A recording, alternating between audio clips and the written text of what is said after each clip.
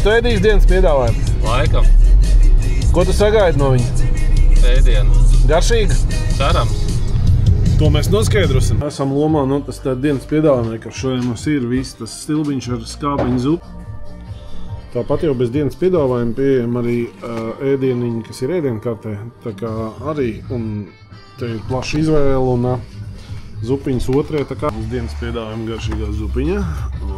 Lūk, arī dienas piedāvājuma otrā pusīt. Man ar grīķīšiem gīņškā, protams, ar friškām, jā.